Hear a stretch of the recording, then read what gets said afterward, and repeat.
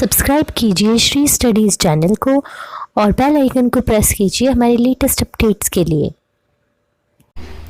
Hello students, last class में आपने 2.1 exercise की थी और आज हम 2.2 करने जा रहे हैं क्लास 10th चैप्टर 2 पॉलिनोमियल्स का। तो चलिए एक्सरसाइज स्टार्ट करने से पहले हम उसका थोड़ा इंट्रोडक्शन लेते हैं। तो उसके लिए हमें पता होना चाहिए क्वाड्रेटिक इक्वेशंस के बारे में, बिकॉज ये फुल एक्सरसाइज क्वाड्रेटिक इक्वेशंस पे बेस्ड है। What are quadratic equations? Last exercise में आपने एक चीज़ पढ़ी थी कि क्वाड्रेटिक इक्वेशंस वो होती हैं जिनकी पावर 2 होती है, और आपको ये स्टार्ट करने से पहले पता होना चाहिए इसकी जनरल फॉर्म क्या होती है। जनरल फॉर्म क्वाड्रेटिक इक्वेशंस की ax² + bx + c होती है। क्लियर? अब ये a b c, हम एग्जाम्पल के तौर पे एक क्वेश्चन लेते हैं, that is 5x² - 4x + 3 here. अब यहाँ से आपको a b c अगर पता करना है तो ये जनरली इसकी कोफिशिएंट होते हैं जो उनके साथ मल्टीप्लाई में है। For example this is 5, b is -4 and c is 3। तो यहाँ से आपको ये चीज़ क्लियर हो गई होगी कि a b c यहाँ पे क्या चीज़ हो रखी है। क्लियर? तो चलिए अब आपको एक जनरल फॉर्म क्लियर हो गई है, तो हम अपनी फर्स्ट क्वेश्चन की तरफ चलने से पहले आपको एक चीज़ क्लियर कर दूं कि फुल एक्सरसाइज में आपको फैक्टराइजेशन करना है। आपने फैक्टराइजेशन क्लास 7th 8th से स्टार्ट कर देते हैं, फैक्टराइजेशन या फिर मिडल टर्म स्प्लिटिंग। लेकिन मैंने बहुत ज़्यादा ही स्टूडेंट्स को देखा है कि वो प्लस और माइनस साइंस में बहुत ही ज़्यादा कंफ्यूज हैं, उनके आंसर आ ही नहीं पा रहे हैं कि कैसे क्या ज़ीरोज़ निकलेंगे, कैसे क्या। तो अब इसी चीज़ को हम क्लियर करने के लिए एक एक चीज़ को मैं बताने जा रही हूँ, आप ध्यान से उस चीज़ को सुनो। ओके, तो चलिए फर्स्ट इज x² - 2x - 8। तो सबसे जो फर्स्ट इसका स्टेप होता है वो ये होता है कि आप x² का कोफिशिएंट और कांस्टेंट नंबर को आपस में मल्टीप्लाई करो। This is constant, this is x²।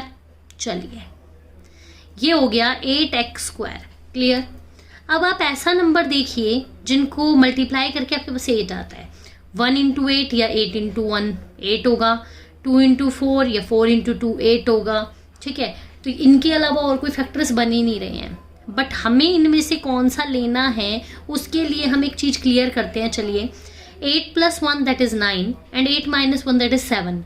तो ये केस हम नहीं ले सकते क्योंकि हमें इन दोनों को प्लस या माइनस करके मिडल टर्म लेकर आनी होती है, and middle term is -2x, तो वो नहीं आ रहा है इसमें। तो चलिए 4 + 2 6 और 4 - 2 2, तो हम ये वाला केस ले सकते हैं। अब एक चीज़ और क्लियर करती हूँ बेटा, यहाँ पे आप x² और यहाँ पे -8 आप पहले से रखिए, लेकिन यहाँ पे आप 2 भी रख सकते हैं और 4 भी, कोई बड़ी बात नहीं है। तो आप चाहे यहाँ पे 2x रखिए चाहे 4x रखिए, यहाँ पे आप इंटरचेंज भी कर सकते हो, नो प्रॉब्लम। बट यहाँ पे साइन डिफर करता है, तो 2x के पास हम प्लस और 4 का माइनस क्यों रख रहे हैं ये चीज़ मैं आपको क्लियर कर देती हूँ कि जो बड़े का साइन होता है वही साइन आपका आना चाहिए। देखिए माइनस है तो माइनस यहाँ आ रहा है, इसलिए हमने साइन 4x का बड़ा लिया है। तो चलिए नाउ आप इनको दो को पेयर में बांट लो और इसमें करिए आप कॉमन लोगे आप। तो देखिए कॉमन लेने के लिए इसके पास कुछ भी देने के लिए कॉमन नहीं है सिर्फ x के अलावा। तो आप क्या करोगे, x को बाहर ले लोगे, अंदर क्या बचा, देयर आर 2x और x की पावर 2 है। तो अगर 2x में से आपके पास एक x आ जाता है तो 1 बचा, प्लस यहाँ से एक x हमने बाहर कॉमन ले लिया तो बचा 2। अगर मैं यहाँ से देखिए माइनस माइनस दोनों में आ रहा है तो माइनस। अब आगे चलिए इनमें से कॉमन, अब यहाँ पे सबसे बड़ी मिस्टेक आप क्या करते हो, कॉमन आप 2 लेने की कोशिश करते हो, जबकि आपको यहाँ पे 2 कॉमन नहीं लेना है। अब प्रॉब्लम बता देती हूँ, जब भी कॉमन लेते हैं तो हम हाईएस्ट कॉमन देखते हैं, क्योंकि अगर आप 2 कॉमन लोगे तो फिर कॉमन आगे निकालना पड़ेगा, तो आपको स्टेप क्यों बढ़ाने हैं जब आपको एक ही स्टेप में आंसर आ रहा है। तो यहाँ से आप कॉमन क्या लोगे, 4। क्लियर? तो अंदर बचा 1x + 2। अब ये प्लस क्यों लिया, माइनस प्लस माइनस। क्लियर होगा? तो चलिए ब्रैकेट हमेशा ब्रैकेट्स सेम होनी चाहिए आपके पास, ये आपको क्वेश्चन में लिखने की नीड नहीं है, ये जस्ट मैं आपको एक्सप्लेन करने के लिए बता रही हूँ ताकि आपको प्रॉब्लम ना हो। तो ये x+2 बिल्कुल कॉमन है, तो आप इसको एक ही बार रख सकते हैं, और जो नंबर आपके पास बाहर सेपरेटली है उनको आप अलग से पेयर बना सकते हैं। ये आपके पास 2 नंबर्स आ गए, यहाँ पे आपके पास फैक्टराइज हो चुका। अब इस फैक्टराइज करने के बाद आपको क्या निकालना होगा, जीरोज। तो जीरोज निकालने के लिए आप इन दोनों ही ब्रैकेट्स को इक्वल 0 रख सकते हो। तो x - 4 इक्वल 0 रखोगे तो x की वैल्यू 4 हो जाएगी, और x+2 इक्वल 0 रखोगे तो x की वैल्यू -2 हो जाएगी। तो यहाँ पे बेटा आपके 2 जीरोज आ गए हैं, ये आपके पास जीरोज हैं। इतना क्लियर होता है?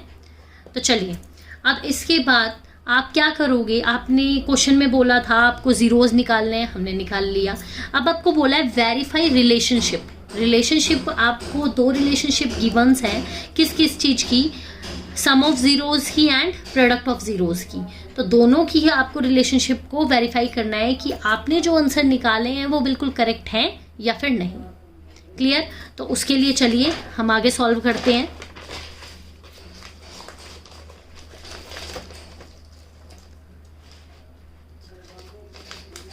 चलिए वेरिफिकेशन का स्टेप आप करने से पहले आप एक चीज क्लियर कर देती हूँ आपको। वेरिफिकेशन में ये सम ऑफ जीरोज, आपके पास जो जीरोज आई हैं उनका सम है। जीरोज आपके पास अभी थे 4 एंड -2, तो चलिए 4 + -2 क्लियर होता है। तो यहाँ पे आपके पास जीरोज क्या आ जाएंगे, 2, 4 - 2 दैट इज 2।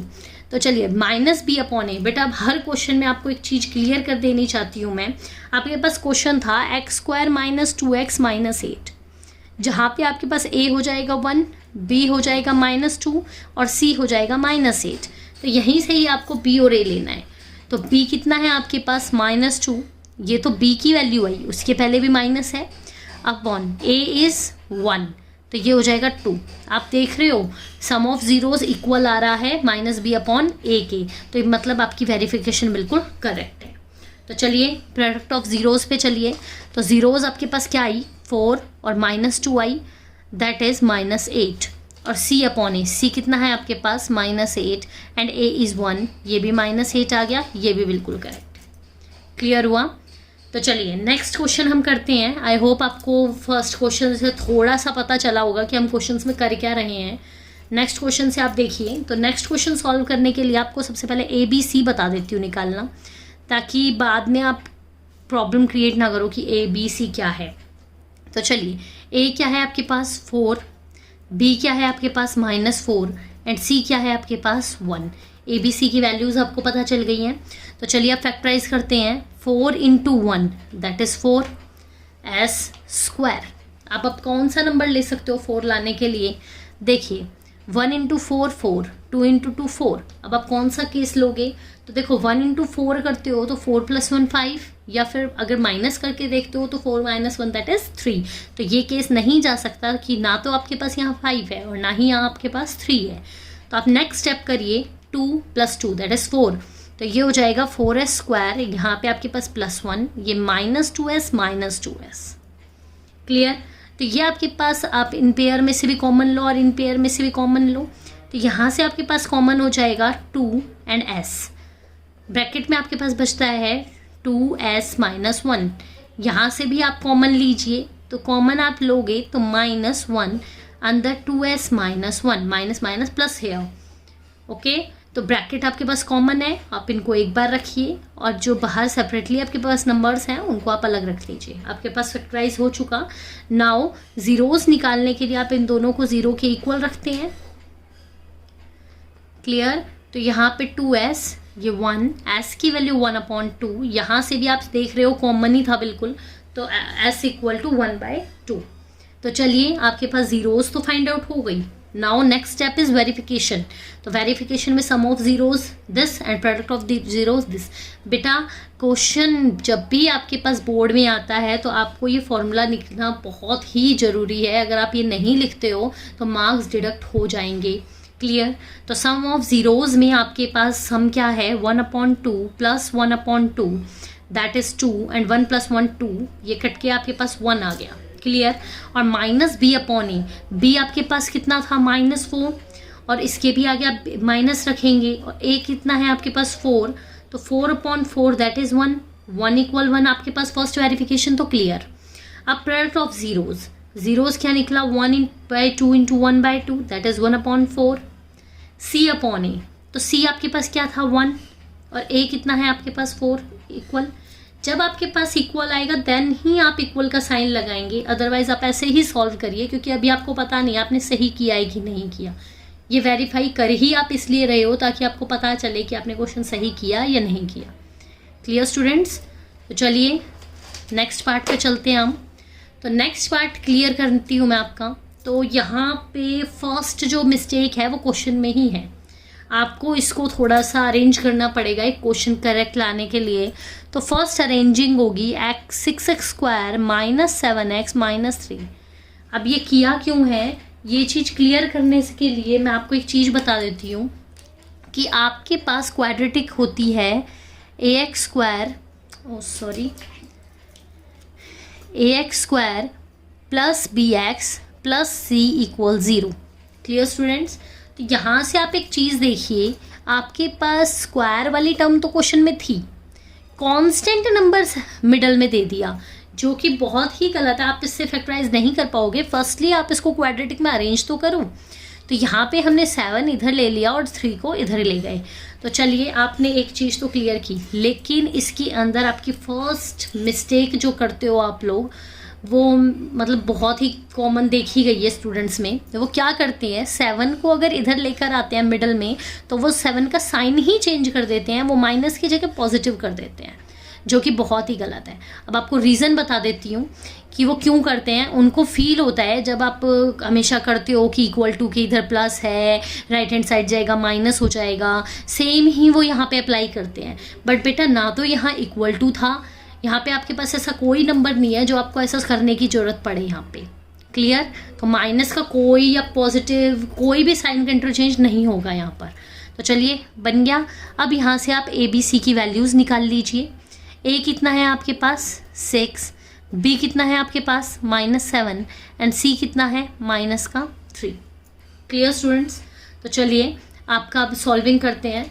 तो आप देख रहे हैं 6 × 3 दैट इज़ 18x²। अब 18 आपके पास कब कब आता है, 2 9 × 18, और देखिए यही पेयर सबसे फर्स्ट बन जाता है 9 - 2 दैट इज 7 है। तो आप क्या कर सकते हो, 6x² - 3 माइनस का 9x प्लस का 2x।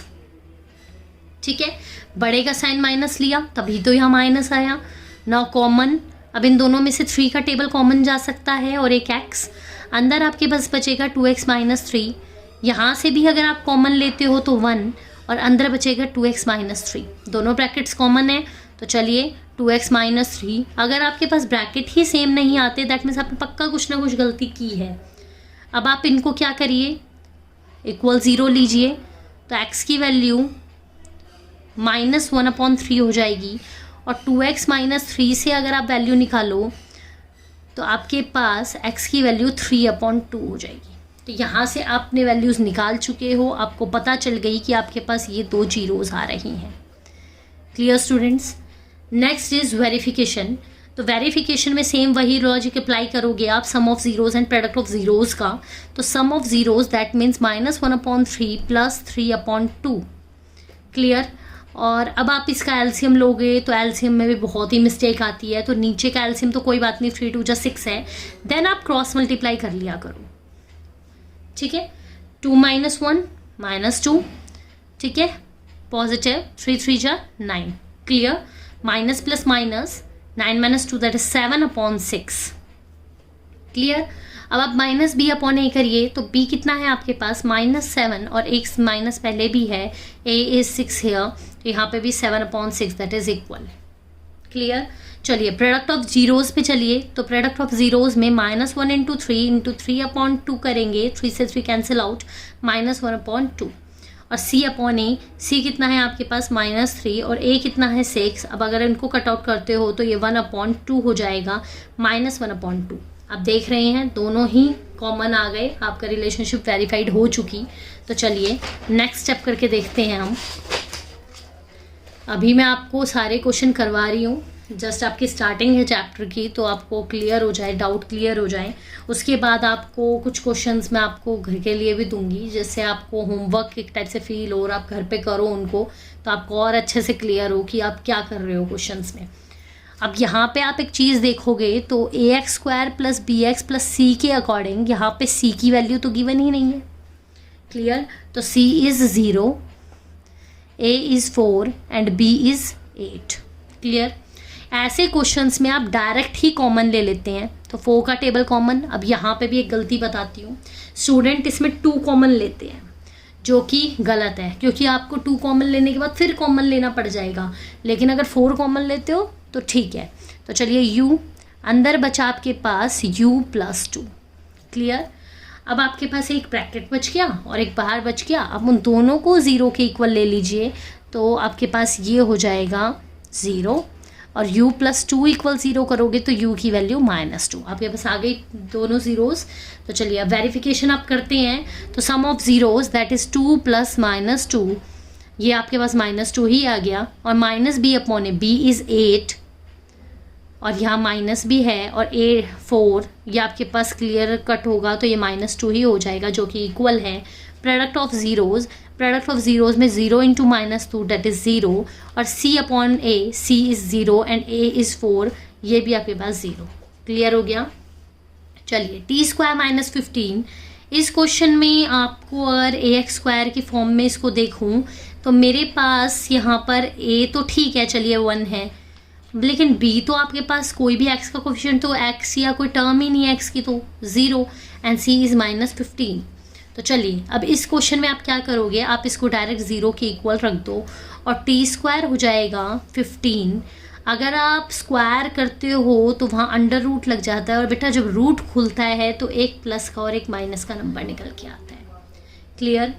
आपको एक चीज़ क्लियर कर देती हूँ, जब भी किसी नंबर का स्क्वायर होता है तो आप राइट हैंड साइड लेकर जाते हो तो रूट हो जाता है, इसीलिए हमने इसको रूट लिया। तो चलिए वेरिफिकेशन, सम ऑफ ज़ीरोज़ क्या है आपके पास, √15 प्लस माइनस का √15, तो plus minus minus √15 - √15 that is 0, -b/a, b is 0 here and a is 1, ये भी आपके पास 0। क्लियर हो गई वेरिफिकेशन? तो चलिए प्रोडक्ट ऑफ ज़ीरोज़ पे चलते हैं, तो √15 मल्टीप्लाई बाय -√15, बेटा माइनस तो आप बाहर रख दोगे, बट 2 √15 है, √15 का स्क्वायर और रूट एक साथ आता है तो कैंसिल आउट इफेक्ट देता है, ये आपके पास हो गया -15, और यहाँ से आपके पास c/a, तो c इज़ -15 और a इज़ 1, ये भी आपके पास -15 हो गया। वेरीफाइड हो चुका आपका ये क्वेश्चन। तो चलिए next question is 3x² - x - 4। अब इसके अंदर भी आप a लेते हो तो 3, b लेते हो तो -1 एंड c लेते हो तो -4। Clear students?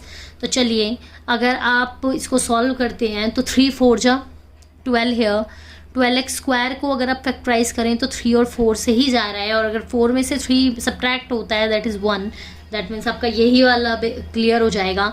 तो आप यहाँ रखोगे 3x² - 4, यहाँ पे आप रखेंगे -4x प्लस का 3x।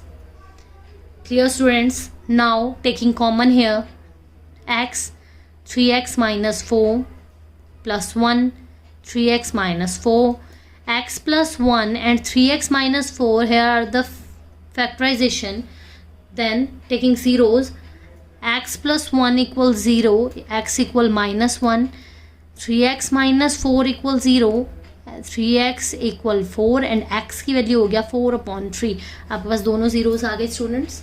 तो चलिए वेरिफिकेशन में करते हैं। तो सम ऑफ ज़ीरोज़, सम क्या होगा आपके पास, -1 + 4/3, फिर वही काम कर सकते हो आप, नीचे 3 and then cross multiply -3 + 4 that is 1/3, और -b/a, b is -1 and minus और भी लगेगा, a इज़ 3, 1/3 इक्वल आ गया आपके पास प्रोडक्ट ऑफ ज़ीरोज़। तो -1 × 4/3 that is -4/3, c/a, c is -4 and a is 3, -4/3। आपको क्लियर हो गया स्टूडेंट्स कि हम क्वेश्चन कर कैसे रहे हैं। हर क्वेश्चन बिल्कुल सेम था, सभी क्वेश्चंस में आपको ज़ीरोज़ निकालने थे, सबको आपको मिडल टर्म स्प्लिट करनी थी, ज़ीरोज़ निकालने थे, देन उसके बाद आपको वेरीफाई करना था, और ये बहुत ही इंपॉर्टेंट क्वेश्चंस हैं। तो चलिए, और आपको एक बात भी बता देती हूँ, आप जब एनसीईआरटी में कर रहे हो तो उसके अंदर कहीं ना कहीं अल्फ़ा बीटा ये सब दिया हुआ है।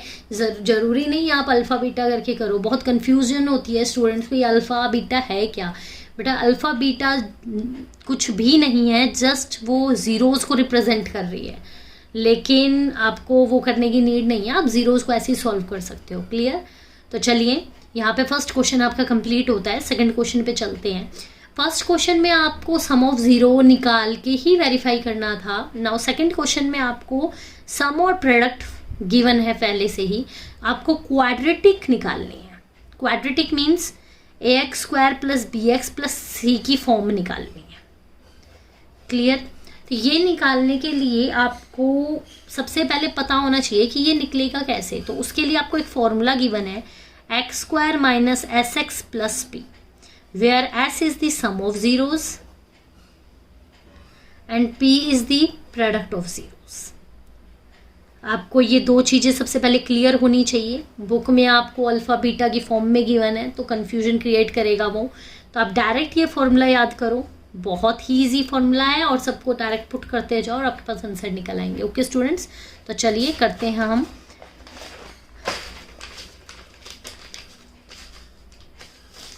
चलिए, तो फर्स्ट चीज 1/4 -1। अब आप देखिए, एक चीज़ आपको बता देती हूँ गौर से।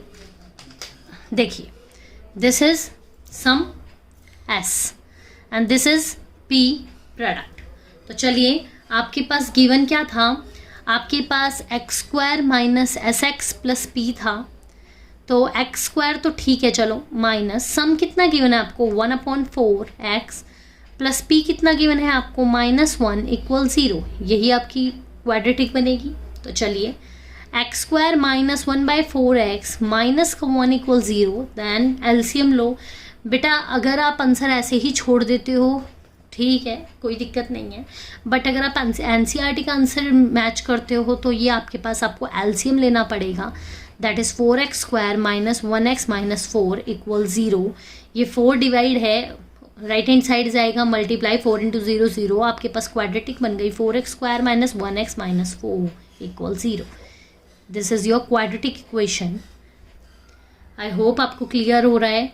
नेक्स्ट चलिए, आप x square minus S x plus P equal 0। X square minus सम आपके पास क्या है √2x, और p कितना है आपके पास 1/3 इक्वल 0। Clear students.